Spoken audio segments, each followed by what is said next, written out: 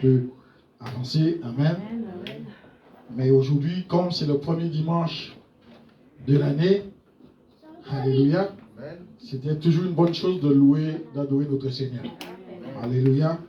Donc, le message que je vais commencer aujourd'hui, nous aurons le temps de terminer la prochaine fois. Amen. Parce que c'est un message assez long. Comme je vous avais dit, nous allons parler un peu de la famille. Amen. Alléluia. De la famille, c'est très très important. Et qu'est-ce que c'est que une famille? Quand on parle d'une famille, qu'est-ce que c'est? Lorsqu'on parle d'une famille, eh bien, bien-aimé, c'est l'ensemble de personnes ayant, disons, je dirais, ayant les mêmes caractères communs. Alléluia. Une famille, bien-aimé, c'est un ensemble de générations. Alléluia. Des générations qui se succèdent au fur et à mesure. Alléluia. C'est un ensemble de générations qui ont les mêmes ancêtres. Donc c'est une famille. Alléluia. Vous voyez bien quand dans ce monde, nous entendons toujours, on dit, c'est une très vieille famille. Amen. C'est une famille qui, là, depuis très longtemps. Alléluia. Alléluia. Amen. Amen. Et la famille, bien aimée, c'est, je dirais, c'est ce principe que Dieu a établi. Alléluia. La famille, ça a été commencé par le Seigneur. Amen. Une famille, c'est un ensemble de personnes liées par un lien de parenté. Alléluia. C'est vrai, c'est pas vrai. Soit liées par un lien de parenté ou on dit aussi par alliance. Amen. Par alliance. Vous êtes d'accord avec moi ou pas? Amen. Alléluia. Amen. Et, bien-aimé, une famille, bien-aimée, et je dirais aussi une partie de la famille qui dirait qu'il y a le père, la mère et les enfants. Donc nous voyons qu'il y a plusieurs niveaux de famille. Amen. Il y a la famille, le père, la mère et les enfants. Il y a cette famille plus agrandie où on a les tantes, les oncles, les neveux, les nièces. Il y a cette famille des grands-parents, vous voyez, de plusieurs générations. Alléluia. Amen. Plusieurs générations. Amen. Alléluia. Lorsque on n'est pas mariés, on essaie de se marier, on dit qu'on va former une famille. Alléluia. On va former une famille. Est-ce que c'est pas vrai? Alléluia. On va former une famille. Nous voyons que la famille est au centre de la vie de l'homme. Alléluia. La famille est le centre de la vie de l'homme et la famille c'est quelque chose c'est très important devant Dieu. Alléluia. La famille, elle est importante devant le Seigneur. Amen. La Bible nous dit dans Genèse 12 au verset 3, qu'est-ce que le Seigneur nous dit? Il dit, je bénirai ceux qui te béniront et maudirai ceux qui te... Et après, il dit, et toutes les familles de la terre seront bénies en toi. Alléluia. Il dit, toutes les familles de la terre seront bénies en toi. Il précise bien les familles de la terre. Alléluia. Nous voyons que Dieu parle déjà de la famille. Alléluia. Alléluia. Bien-aimé, cette parole que Dieu a donnée à Abraham, cela révèle une chose. Cela révèle que dès le début, bien-aimé, le but de l'évangile était quoi? Était de bénir toutes les familles. Amen. Cette parole que Dieu donne à Abraham, cela montre, bien-aimé, que Dieu avait déjà prévu, à travers son évangile, de bénir toutes les familles de la terre. Alléluia. Amen. C'est-à-dire toutes les nations. Amen. En leur apportant le salut. Amen. En leur apportant le salut, en leur révélant la bonté de Dieu. Vous êtes d'accord avec moi ou pas? Alléluia. Bien-aimé, on commence comme ça tout doucement et au fur et à mesure des dimanches, nous allons entrer plus en profondeur des détails de la famille. Alléluia. La Bible nous dit aussi dans Genèse 24, 38, il dit, et tu iras dans la maison de mon père et de ma famille prendre une femme pour mon fils. Amen. Qui c'est qui parle là? Et tu iras dans la maison de mon père et de ma famille prendre une femme pour mon fils. Dieu, il n'a pas voulu prendre une femme n'importe où dans sa famille. Alléluia. Dans sa famille. Bien-aimé, Dieu a sorti Abraham du milieu de sa famille, mais Abraham n'avait pas oublié, bien-aimé, sa famille. Amen. Est-ce que vous voyez? Dieu l'a sorti de sa famille pour faire avec lui une nation, mais Abraham n'avait pas oublié sa famille. Alléluia. Amen. Bien-aimé, nous voyons ici que même si nous avons tendance, peut-être nous sortons de la famille, nous quittons nos pays, nous allons au loin, mais la famille est toujours là. Amen. Alléluia. Nous ne devons pas oublier la famille. Abraham n'avait pas oublié sa famille. Alléluia. Il a voulu qu'une femme pour son fils dans sa famille. Pourquoi? Parce qu'il connaissait déjà les défauts de sa famille. Amen. Il connaissait les défauts de sa famille et il connaissait aussi les qualités de sa famille. Amen. Donc il savait que si mon fils a une femme dans ma famille, je sais d'où elle vient. Alléluia. Alléluia. Amen. Donc bien aimé, nous voyons comment l'importance de la famille dans la vie du peuple de Dieu. Amen. La Bible nous dit dans Deutéronome 24, 5, qu'est-ce que Dieu dit encore ici? Deutéronome 24, 5. Lorsqu'un homme sera nouvellement marié, il n'ira point à l'armée, on ne lui imposera aucune charge, il sera exempt par raison de famille. Alléluia. Amen. Voyons que comment Dieu parle déjà. Dieu montre l'importance de la famille. Il dit que c'est l'homme qui est nouvellement marié, tu n'iras point à l'armée, on ne lui imposera aucune charge. Il sera exempt de toutes ces choses-là par raison de famille. Alléluia. Alléluia. Nous voyons ici, bien-aimés, que la famille commence là. Amen. Quand l'homme se marie, voilà commence une famille. Amen. Alléluia. Et à travers cette famille, il y a quoi? Il y a les enfants, les petits-enfants, il y a les petits-enfants. Si Dieu nous fait grâce pour voir nos arrière-petits-enfants, c'est une bonne chose. Alléluia. Amen. Mais Dieu nous montre, nous voyons ici, bien aimés, l'importance de la famille. C'est pour cela que nous ne pouvons pas négliger la famille. Alléluia. Nous ne pouvons pas négliger notre famille. Nous devons vraiment prendre conscience que la famille est importante devant Dieu. Alléluia. Amen. La Bible nous dit dans Josué 6, 23, qu'est-ce qu'il nous dit encore? Les jeunes gens, les espions, entrèrent et firent sortir Rahab, son père, sa mère, et tous ceux qui lui appartenaient. Ils firent sortir tous les gens de sa famille. Amen. Vous voyez que c'est une personne qui a fait un acte pour le peuple de Dieu. Amen. Une personne qui a fait cela, mais Dieu permet que toute sa famille soit sauvée. Alléluia. Alléluia. C'est pas extraordinaire? Donc nous voyons l'importance de la famille. Amen. Si Dieu te sauve toi, tu ne seras pas sauvé toi seulement, mais aussi toute ta famille. C'est pour cela qu'il nous dit dans Acte 16 au verset 31, Paul et Silas répondit, crois au Seigneur Jésus et tu seras sauvé toi et ta famille. C'est pas extraordinaire? Alléluia. Dites-moi, c'est pas extraordinaire? Amen. Ah, vous n'êtes pas d'accord avec moi alors. C'est pas extraordinaire ça? Amen. Que tu sois sauvé toi et toute ta famille. Vous devez acclamer Dieu dans tout ça. Amen. Vous devez acclamer le Seigneur. Parce que si tu es sauvé, Dieu te dit que ta famille aussi sera sauvée. Ça veut dire qu'aujourd'hui, là où tu es, quand tu regardes les membres de ta famille qui sont en dehors de la bergerie, tu as enfin une confiance. Alléluia. Tu as enfin une parole qui te dit, ben, tu seras sauvé, toi et ta famille. Alléluia. C'est merveilleux tout ça. Alléluia.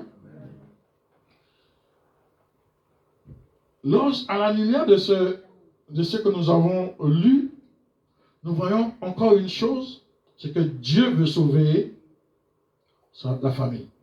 Alléluia. Dieu veut sauver la famille. Dieu veut sauver ta famille. C'est d'accord ou pas? Dieu veut sauver ta famille. Alléluia. Amen. Tu peux dire, rote-moi après moi, Dieu veut sauver ma famille. Dis-le, Dieu veut sauver ma famille. Alléluia. Et je le crois sincèrement, Dieu veut sauver ma famille. Alléluia. Dieu, bien-aimé, utilise une personne pour sauver toute une famille. Alléluia. Amen. Une personne pour sauver toute une famille. Tu vois que tu es la première personne que Dieu a appelée dans la famille pour se donner à lui, pour le servir. Mais sache que si Dieu t'a appelé, ce n'est pas parce que tu es meilleur que les autres. Amen. C'est que Dieu te fait grâce. Dieu veut t'utiliser, toi, pour sauver ta famille. Alléluia. C'est pas extraordinaire? Tu dois dire merci Seigneur de m'avoir choisi pour sauver ma famille. Dis Seigneur, merci, tu m'as choisi pour sauver ma famille. Alléluia. C'est une grâce. Amen. Tu ne dois pas te montrer plus important que les autres membres de ta famille. Tu ne dois pas te montrer plus intelligent, plus spirituel. Sache que tu es la première personne à entrer dans la bergerie pour emmener les autres. Amen. Alléluia. Et donc, chacun de nous, bien-aimés, nous devons prendre conscience que si Dieu nous a appelés, c'est pour sauver notre famille. Donc, nous ne devons pas oublier la famille dans tout ça. Alléluia. Nous ne devons pas oublier notre famille.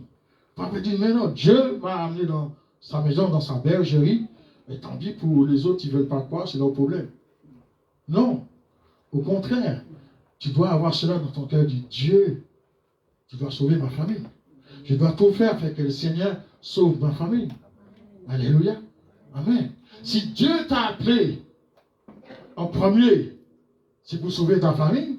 Donc, vous savez une chose, que lorsqu'on se donne au Seigneur, surtout si nous sommes la première personne à se donner au Seigneur, des fois nous rencontrons des oppositions. Amen. Nous rencontrons des oppositions, nous rencontrons toutes sortes de paroles derrière, toutes sortes de choses. Amen. Et beaucoup plus au milieu de la famille qu'à l'extérieur. Amen. Mais nous ne devons pas oublier une chose. Jésus a dit une chose. Qu'est-ce que Jésus a dit?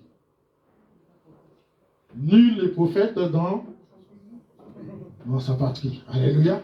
Amen. Lorsque Dieu t'a appelé dans la famille, tu ne seras pas un prophète dans ta famille. Ce sera premièrement ta famille qui va se moquer de toi. Ta famille va commencer à te donner des surnoms. Amen. Tu te dis ceci, cela, ils vont te commencer à te donner des surnoms comme ça. Ou quand il y a certains qui vont te voir, ils vont te commencer à t'appeler le pasteur. Ou va t'appeler toi l'évangéliste, le prêtre. Toutes sortes de noms ils vont te donner. Amen. Mais tu ne dois pas te décourager pour autant. Amen. Vous savez que lorsqu'on entend ces choses-là, lorsque la famille nous tourne le dos, nous avons tendance à abandonner. Amen. Parce que nous ne voulons pas perdre l'amour de la famille.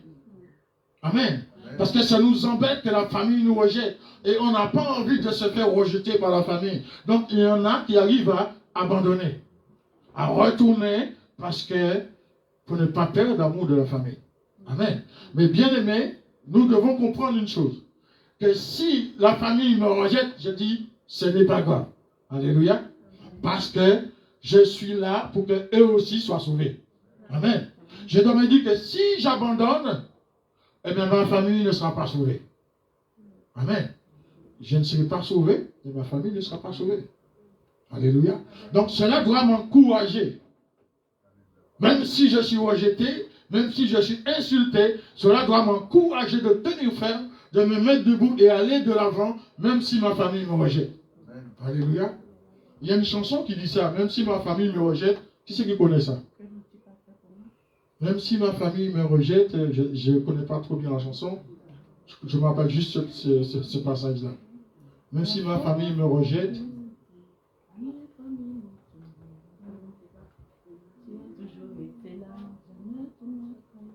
c'est pas celui-là. Ça aussi, c'est bien aussi, même si ma famille me rejette, même si le monde me rejette, mais Jésus est toujours là. Alléluia. Alléluia. Amen. Donc, nous voyons, bien-aimés, comment c'est important. Même si la famille me rejette, je tiens ferme. Parce que je sais, je suis celui qui est là, que Dieu a appelé pour que ma famille soit sauvée. Alléluia. Donc, je tiens ferme. Amen. Alléluia. La Bible nous dit dans 1 Timothée 5,4, si une veuve a des enfants, des petits-enfants, qu'ils apprennent avant tout à exercer la piété envers leur propre famille. Alléluia. Et à rendre à leurs parents ce qu'ils ont reçu d'eux, quand cela est agréable à Dieu. Amen. C'est pas beau ça? Il nous dit, si une veuve a des enfants, des petits-enfants, qu'ils apprennent avant tout à exercer la piété, ça veut dire à exercer l'amour envers leur propre famille. Amen. Nous devons exercer l'amour envers notre famille. Alléluia. Vous voyez, il y a beaucoup de personnes, des fois, nous aimons les gens de l'église. Amen. Ceux qui sont à l'église, nous manifestons de l'amour envers eux, mais envers notre propre famille, on ne manifeste pas de l'amour. Amen. Alléluia. Nous aimons les frères et sœurs, mais lorsque nous entrons chez nous, on ne manifeste plus l'amour. Amen. Mais la Bible nous dit que nous devons déjà manifester de l'amour envers notre propre famille. Alléluia. Et à rendre à leurs parents ce qu'ils ont reçu d'eux. Voilà une parole extraordinaire. Alléluia. Amen. Nous avons tendance à oublier. À oublier qui? Nos parents. Nos parents. Amen. On se dit souvent, maintenant j'ai ma famille. C'est vrai que Dieu a dit l'homme devant son père et sa mère pour s'attacher à sa femme. Amen. Mais Dieu dit ici que tu dois rendre à tes parents ce que tu as reçu d'eux. Amen. Qu'est-ce que tu as reçu de tes parents? Qu'est-ce que tu as reçu de tes parents? L'amour, alléluia. Alléluia. Tu as reçu l'amour de tes parents. Donc tu dois aussi leur rendre cet amour. Amen. Comment tes parents t'ont montré de l'amour? Peut-être, ça arrive que, étant jeune, en tant qu'enfant, des fois, on ne voit pas l'amour que les parents nous donnent. On a l'impression que nos parents ne nous aiment pas. Est-ce que c'est pas vrai? On a l'impression que maman ne m'aime pas, aime plus un tel que moi. Mais nous devons savoir que les parents aiment tous leurs enfants. Amen. Alléluia. Alléluia. On aime peut-être différemment, mais surtout une mère aime ses enfants. Alléluia. Nous ne devons jamais oublier ça, bien-aimé. Même si tu pensais que ta mère ne t'aimait pas, c'est vrai qu'il peut y avoir des exceptions, des personnes qui sont complètement... comment je vais dire ça? Je ne trouve même pas le mot. Amen. En tout, il y a toujours des exceptions. Mais nous devons savoir que les parents aiment leurs enfants et les parents te donnent quelque chose. Qu'est-ce que tes parents t'ont donné? Comment tes parents ont manifesté de l'amour envers toi? Alléluia. Amen. Vous savez que si aujourd'hui nous pouvons dire que nous sommes, je dirais peut-être nous sommes médecins, ou nous sommes ingénieurs, nous sommes infirmières, nous sommes architectes, je ne sais pas quoi, nous sommes techniciens. Eh bien, nous devons savoir si nous le sommes aujourd'hui. On peut dire quoi? C'est grâce à nos parents. Mais nous oublions une chose des fois, bien aimés, que si nous sommes là aujourd'hui, nous pensons c'est parce que c'est seulement notre propre capacité. Non. Si nous sommes là, c'est que nos parents ont été là. Amen. Si les parents n'étaient pas là, impossible. Amen. Si certains parents ne se sont pas privés pour les enfants, eh bien, beaucoup d'enfants, même s'ils ont la capacité, même s'ils ont l'intelligence, ils ne vont pas loin. Amen. Vous êtes d'accord avec moi ou pas? Amen. Amen. Amen. Comme je dis, on peut, comment dire, Dieu t'a élevé, mais il y a toujours une personne qui a été là pour toi. Il y a toujours quelqu'un. Il y a toujours quelqu'un. Amen. Amen. Il y a toujours quelqu'un. Mais il y a toujours une personne qui permet que, même si, comme j'ai dit tout à l'heure, il y a toujours des exceptions, il y a des parents qui sont en dehors de ce qu'on dit, mais Dieu, si tes parents, ses parents démissionnent de ce que tu fais, mais sache que Dieu qui a le regard sur toi, t'envoie toujours quelqu'un. Amen. Quelqu'un pour te donner un chemin. Même si des fois on ne le voit pas. Amen. Des fois que Dieu fait des choses que nous on ne voit pas. On a l'impression que nous sommes arrivés par nous-mêmes. Non. Dieu a permis telle chose. Dieu a permis qu'une personne soit là pour que tu puisses passer par là. Alléluia. Même si la personne n'a pas fait beaucoup de choses, hein, peut-être un mot, eh bien la porte s'ouvre pour toi. Eh bien tu prends telle direction. Est-ce que vous comprenez? Alléluia. Dieu est Dieu. Amen. Nous voyons vraiment l'importance de la famille. Dans 1 Timothée 5 au verset 8, qu'est-ce qu'il nous dit? C'est très important ça. 1 Timothée chapitre 5 au verset 8. Il nous dit, si quelqu'un n'a pas soin des siens, alléluia, et principalement ceux de sa famille, amen, il a renié la foi. Amen. Vous vous rendez compte de ça?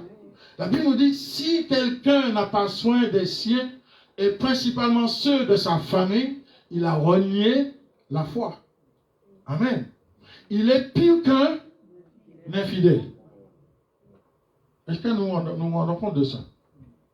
La Bible nous dit que si nous ne prenons pas soin de notre famille, nous sommes pires qu'un infidèle. Alléluia. Amen. Quand il nous dit prendre soin, qu'est-ce que ça veut dire? Prendre soin, c'est quoi? C'est apporter quoi? Apporter de l'amour, c'est vrai. Apporter de l'attention. Amen. Tu es attentionné. Alléluia. Amen. Tu prends soin de quelque chose. Tu portes une certaine attention de faire quelque chose. Amen. Tu prends soin. Tu prends ton temps. Tu prends vraiment soin d'entretenir. Alléluia. C'est ça que le Seigneur nous demande. Tu as le souci de bien faire. Tu as le souci de bien faire pour ta famille. Alléluia. Amen. Tu fais les efforts qu'il faut. Amen. Alléluia. Tu te donnes de la peine, bien-aimé, pour ta famille. Parce que tu as compris que la famille, elle est importante. Alléluia. Et même si ta famille t'a rejeté, tu sais que ta famille, elle est importante. Donc, tu prends soin de ta famille. Alléluia. Amen. Même si la famille t'a rejeté, mais toi, de ton côté, si tu ne peux pas leur apporter, de prendre soin d'eux directement, mais à travers même la prière déjà. En prenant le temps de prier pour eux. En passant du temps dans le jeûne, la prière pour eux. Tu prends soin d'eux déjà. Alléluia. Alléluia. Et tu verras à un moment donné que le Seigneur va se manifester. Alléluia. Amen. Et la Bible nous dit que à ce moment-là, si tu ne le fais pas, tu as renié la foi. Qu'est-ce que ça veut dire qu'on a renié la foi? Alléluia. Quand tu as renié la foi, ça veut dire que tu ne crois plus en Dieu. Est-ce que vous comprenez? Tu as renié la foi, c'est comme si tu ne croyais plus en Dieu. C'est comme si tu disais ne plus reconnaître le Christ. Ne plus connaître le Christ. Tu as renié la foi. Donc tu as renié le principe de Dieu. Lorsque tu prends soin de ta famille, tu as renié le principe de Dieu. Alléluia. Tu as renié ce que Dieu, lui, il dit, lui, ce qu'il propose à la famille. Et toi, tu fais le contraire, donc tu as renié la foi, tu as renié les principes de Dieu. Alléluia. Alléluia. Amen. Et le Seigneur nous montre comment la famille, elle est très, très importante. Amen. Alléluia. Est-ce que vous êtes d'accord avec moi ou pas? Amen. Amen. Amen. Alléluia. Dieu est Dieu, sera toujours Dieu. La Bible nous dit qu'on sera pire qu'un infidèle. Un infidèle. C'est qui un infidèle? Qui est un infidèle? Un infidèle, c'est celui qui a trahi. Alléluia. C'est celui qui a trahi la vérité. Amen. Tu trahis la vérité. Tu es rebelle à la vérité. Tu ne supportes pas la vérité. Tu es un infidèle. Alléluia. Amen. Tu ne respectes pas tes engagements envers Dieu. Tu as pris un engagement avec le Seigneur maintenant, mais tu ne suis pas la parole du Seigneur. Tu es rebelle. Alléluia.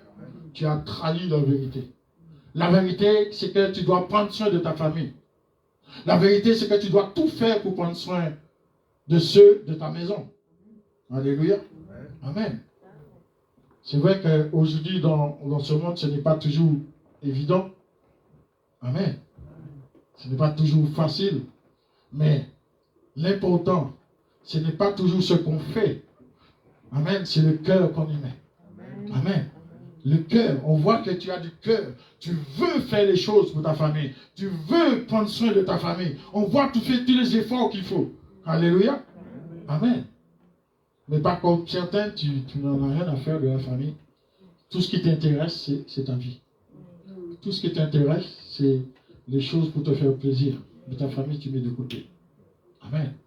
Lorsque tu es comme ça, eh bien, tu as trahi la vérité. Amen. Tu as trahi la parole de Dieu. Tu es pire qu'un infidèle. Amen. Alléluia. Mais je vais arrêter là pour aujourd'hui. On va continuer dimanche prochain. Amen. Alléluia. Et au fur et à mesure, bien aimés, nous allons entrer. Alléluia, dans le vif du sujet. Aujourd'hui, c'était pour montrer l'importance de la famille. Alléluia.